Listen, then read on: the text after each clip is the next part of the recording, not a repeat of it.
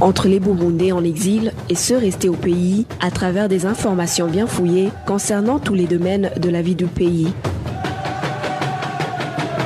Le magazine Humura Burundi est diffusé sur le web via le site de la RPA www.rpa.bi. Humura Burundi.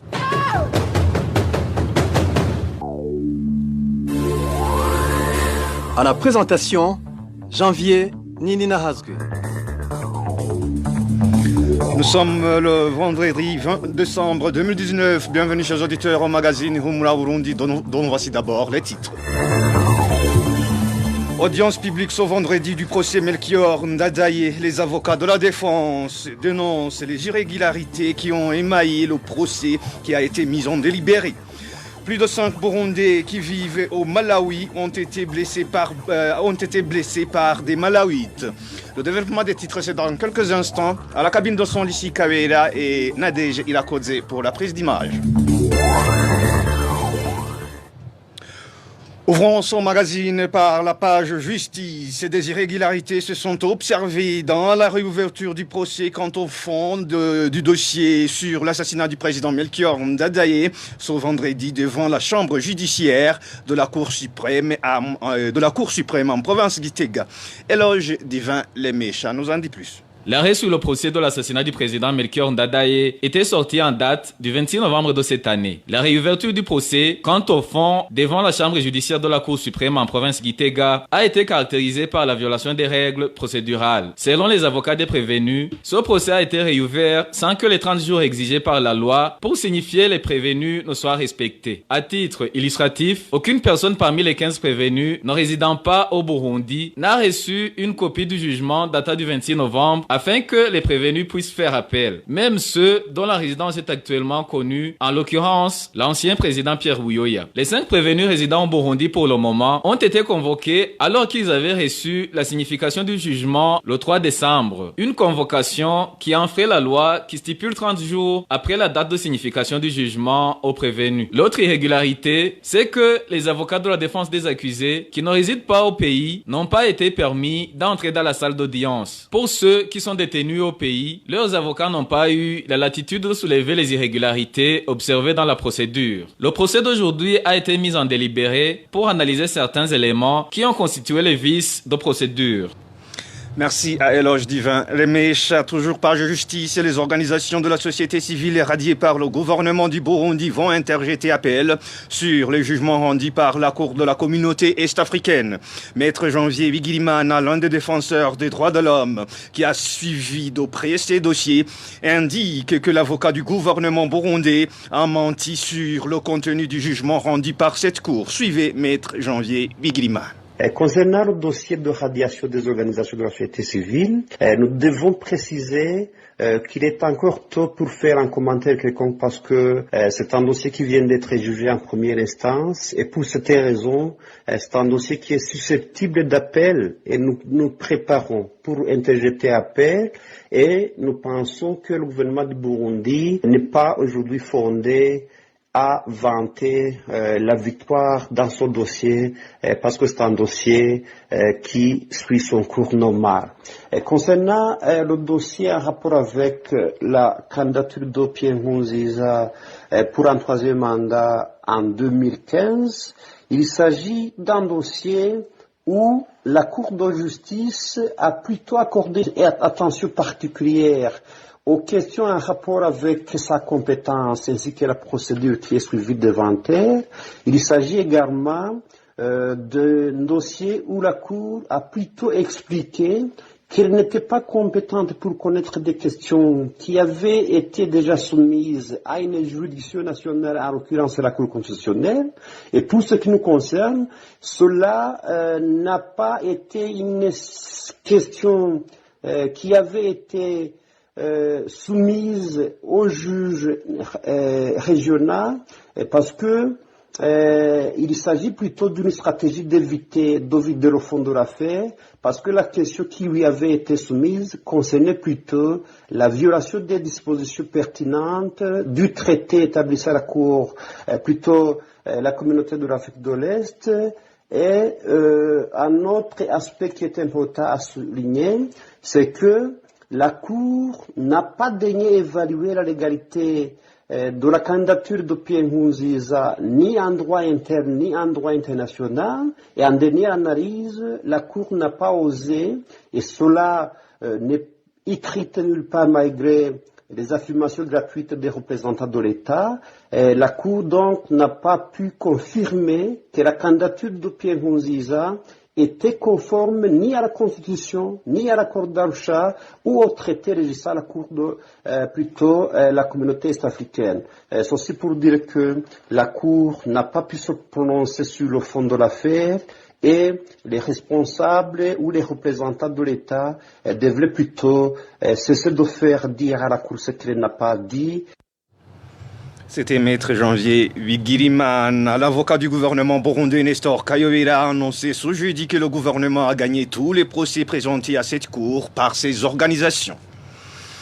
Les sentinelles qui veillent les maisons et les biens des personnes du quartier Muremera au chef-lieu de la province Ngozi s'inquiètent des Imbonerakure qui les tabassent lorsqu'ils refusent de faire patrouille avec eux. Ces sentinelles du quartier Muremera demandent que leur sécurité soit assurée. Les détails avec Rachel Kagissi. Ces sentinelles du quartier Muremera au chef-lieu de la province Ngozi indiquent qu'ils sont tabassés par les Imbonerakure pendant la nuit. Ces Imbonerakure les exigent de patrouiller avec eux. Ces Imbonerakure viennent entre 2h et 3h du matin. Ils nous réveillent et nous tabassent pour nous exiger de faire des patrouilles par force, alors que notre travail est de garder et veiller sur les maisons et non de faire des patrouilles.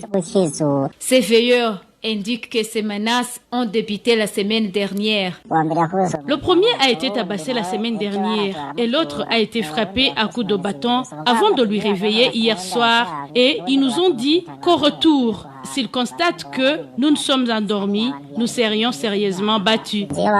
Ces sentinelles demandent que leur sécurité soit assurée. Nous avons essayé de joindre par téléphone Ladjabou Songambele, administrateur de la commune Ngozi, mais il n'a pas décroché son téléphone. Retrouvez les différentes productions de la RPA sur Facebook, YouTube, SoundCloud, Twitter et sur www.rpa.bi. La famille de la colline Taba en commune Songa, province Bururi, qui a été accusée de faire dévier l'eau destinée à l'école fondamentale de Tagara, dément qu'elle n'est pas la cause de cette problématique. François Manilakidza, qui a représenté la famille, indique que cette problématique réside ailleurs et non pas dans leur famille. Suivez. Là, je ne peux pas vraiment vous dire beaucoup de choses. Ce que je vous demanderai, c'est d'aller consulter les études qui ont été faites par l'hydraulique et demander, aller consulter les dossiers qui se trouvent à l'Union européenne qui a financé le projet. Normalement, cette addiction d'eau était réservée aux habitants qui se trouvent aux endroits de l'école et l'école elle-même. Alors, après l'exécution, l'eau arrivait à l'école et à quelques habitants qui ont pu bénéficier de cette addiction d'eau. Alors, comment dire que c'est notre famille qui a dévié cette eau-là? Je pense que c'est très faux. En instant, mais les administratifs, le comité chargé du suivi de l'eau dans la commune Songa et les natifs confirment que votre famille a fait dévier cette eau. Qu'est-ce que vous en dites? Moi, je pense que c'est archi faux. Ce qui se passe, c'est que l'école primaire n'a pas suivi, ne peut pas faire l'entretien de cette conduite d'eau. C'est pour cela que l'on n'arrive pas là-bas. Néanmoins, les informations que nous détenons de certains administratifs locaux, certains membres du comité de suivi de l'eau dans la commune, ainsi que certains natifs de la dite commune indiquent qu'ils sont en train de suivre de près cette question et ont promis de la remédier avant la fin de cette année. La mesure qui fixe la fermeture des bistrots à 21h est irréversible. Au cours d'une réunion animée par le maire de la ville de Bujumbura ce jeudi, les propriétaires des bistrots ont indiqué que cette mesure a occasionné de lourdes pertes à leur égard. Ils demandent plutôt aux autorités administratives de les laisser travailler 24 heures sur 24, dans la mesure où les mêmes autorités affirment que le pays est en pleine sécurité. Trésor Nyonga. Dans cette réunion, les propriétaires des bistrots ont déploré la mesure prise par le maire de la ville de Bujumbura qui, comme ils l'ont indiqué, leur a causé d'énormes pertes. Au moment où les autorités prônent sans cesse que le pays est en sécurité, ces commerçants ont demandé la levée de cette décision afin qu'ils puissent travailler comme ceux des autres pays membres de l'EAC. Pour moi, j'aimerais qu'on travaille 24 heures sur 24. Comme vous l'avez dit, vous avez affirmé qu'il y a une sécurité totale. Et j'ai eu l'occasion de voyager en Ouganda. On sert de la bière à n'importe quelle heure. Et les gens rentrent quand ils veulent. Je me dis que vous devriez nous traiter comme ceux des autres pays pour faire avancer le pays et prospérer nous aussi. Le représentant de la police, Artemon Zitawakuze, quant à lui, a ordonné aux propriétaires des bistrots d'impliquer les membres du comité mixte de sécurité pour leur sûreté. Nous avons demandé qu'il y ait au moins 2 agents de sécurité au niveau de chaque bistrot, c'est-à-dire les membres du comité mixte de sécurité, car quand tu exerces tes activités, tu ne peux pas savoir d'où pourrait venir ce qui perturbe ta sécurité, étant donné que les policiers ne peuvent pas être partout en même temps.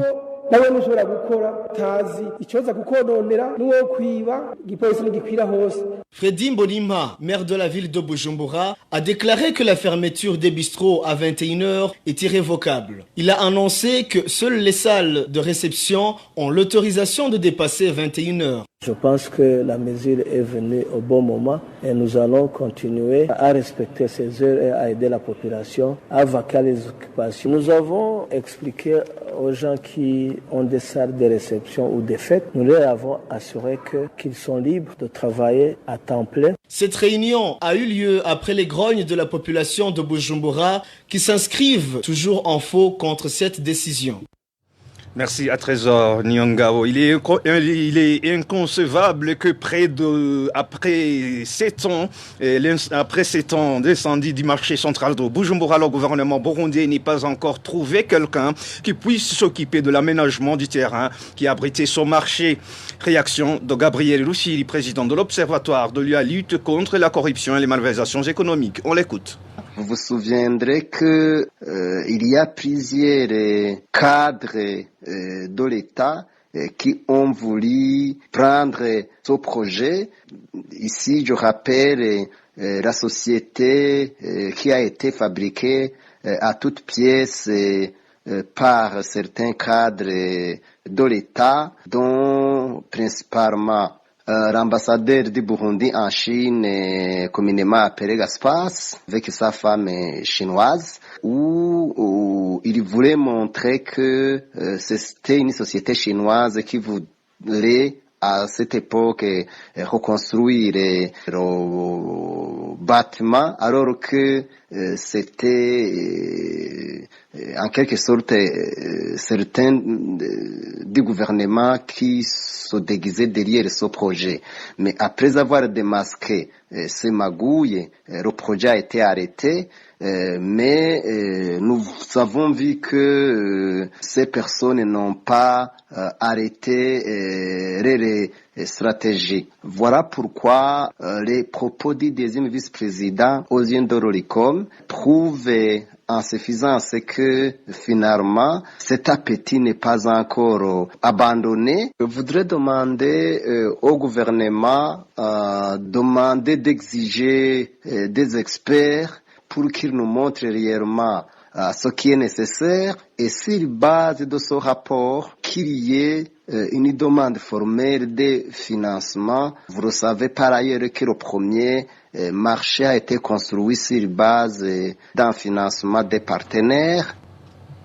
C'était Gabriel Rufyiri, président de l'Olicom. Pour rappel, le marché central de Bujumbura a été incendié au mois de janvier 2013. Montée des prix de certaines denrées alimentaires dans la ville de Gitega, une montée relative à la spéculation dans ces jours de fête de fin d'année. Une spéculation que déplore la population suite à la pauvreté à laquelle elle fait face. C'est un reportage de Emmanuel Ndaishimi. Le riz, la farine de manioc et de maïs constituent principalement les denrées dont les prix ont été revus à la hausse. Dans une période de 2 semaines, le prix du riz est passé de 1600 francs à 1900 francs le kilo. La farine de manioc de 450 francs à 600 francs le kilo. Le kilo de la farine de maïs qui s'achetait à 600 francs coûte aujourd'hui 1500 francs. Les habitants de la ville de Gitega craignent le pire dans la spéculation si les prix pour d'autres d'autres denrées alimentaires, surtout dans cette période de fêtes de fin d'année. Il demande ainsi à l'administration de tout faire pour réguler les prix. Les commerçants disent qu'ils vendent en fonction des prix d'achat.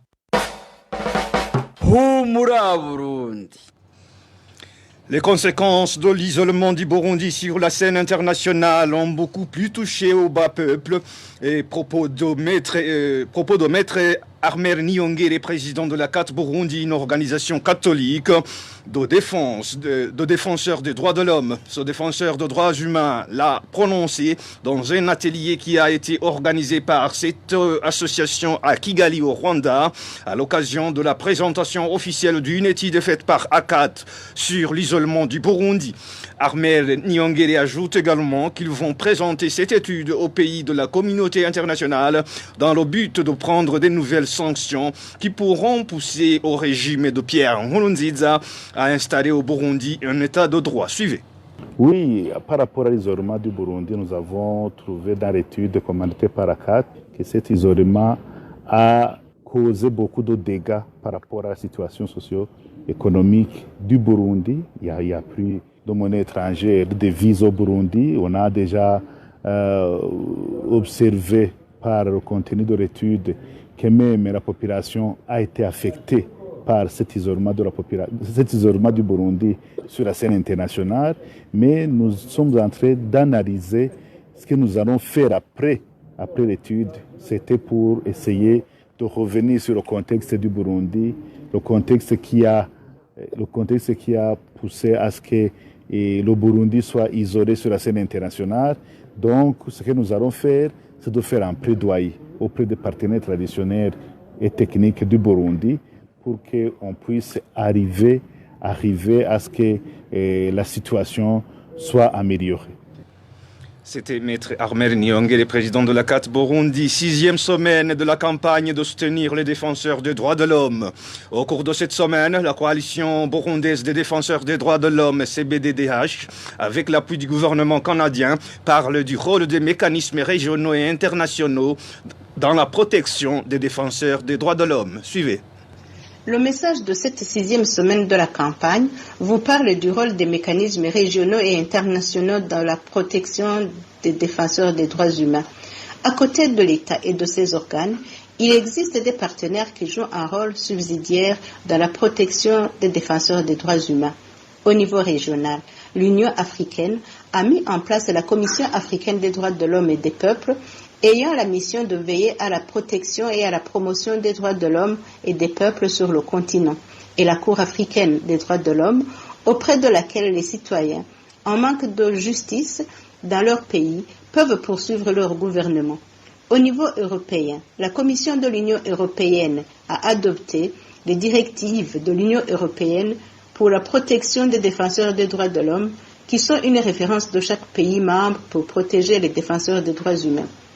Et au niveau international, les bureaux des Nations Unies et les programmes spécialisés, notamment au sein du HCR, de l'UNICEF, du Bureau du Haut-Commissaire des droits de l'homme, de l'UNESCO et de l'OIT, ont la mission de protéger les défenseurs des droits de l'homme et de promouvoir leur action.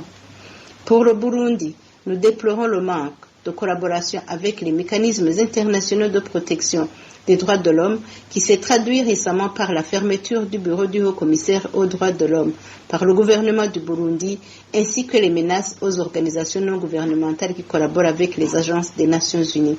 Ceci est un message de la coalition burundaise des défenseurs des droits de l'homme, CBDDH, avec l'appui du gouvernement du Canada. Dans 13 semaines de campagne, cette coalition nous parlera du travail des défenseurs des droits de l'homme, la torture et comment les protéger. Attaque mardi et mercredi sur les Burundais vivant dans la ville de Kasungu au Malawi. Plus de 5 Burundais ont été blessés par les Malawites et leurs biens ont été pillés et brûlés. La police du Malawi a dû intervenir pour limiter les dégâts. Le point avec Walter Kwidze. La cause de cette attaque est la mort d'une jeune fille malawite, une mort qui a été accusée au Burundi. Les Malawites indiquent que c'est un chef domestique d'un Burundais qui l'a tué, une accusation que les Burundais nient carrément. Ils ont tué un enfant en lui coupant les parties du corps et l'ont jeté à l'intérieur de l'enclos d'un Burundais. Par la suite, ils ont accusé ce Burundais d'avoir tué leur enfant. Mais ce n'était pas vrai car ils avaient planifié tout cela avant. On avait même entendu dire qu'ils vont nous attaquer. Après ces accusations, les Malawites ont mené une attaque contre les Burundais, pillant et détruisant leurs biens.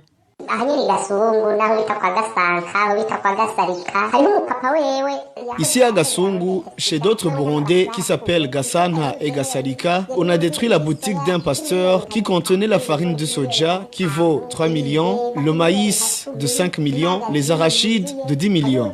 On a aussi volé 50 millions qui appartenaient à son voisin de Rumonge. C'était grave. On a frappé celui qui a essayé de protéger ma boutique à coups de machette et il a été blessé.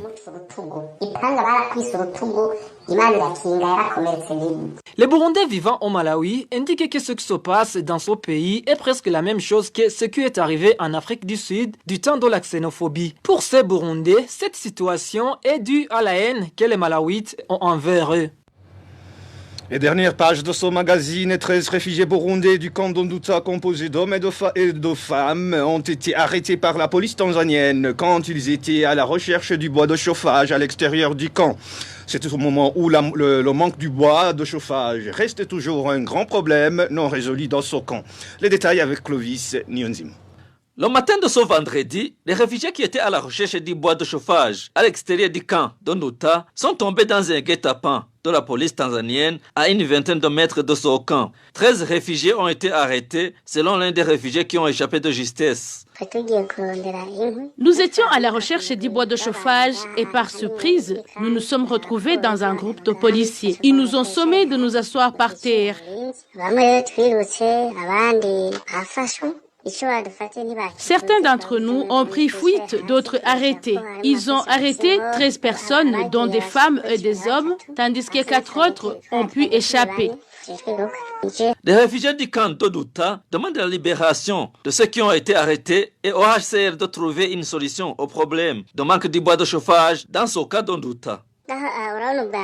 Tout d'abord, ici dans le camp, il n'y a plus de bois de chauffage et la Tanzanie nous interdit de couper les arbustes qui ne sont pas secs. Donc, nous sommes obligés de parcourir une longue distance pour trouver du bois de chauffage et nous sommes exposés au danger. Nous plaidons pour que nos familles arrêtées soient libérées et que le HCR trouve une solution au problème du bois de chauffage.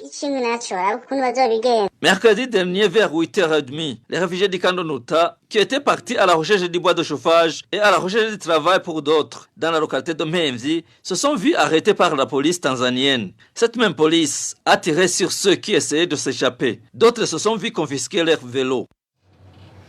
Et voilà mes chers auditeurs et auditrices, c'est sur ce reportage de Clovis Nyonzima que nous mettons fin à ce magazine Humura Burundi de ce vendredi 20 décembre 2019. Merci pour votre aimable écoute, merci à toute l'équipe de la rédaction pour la collecte et le traitement de toutes ces infos. Merci à Lucie Kavera et à Nadège Ilakodze pour la bonne collaboration technique. À la présentation, vous étiez avec Janvier Nilina Hazwe. Bon début du week-end.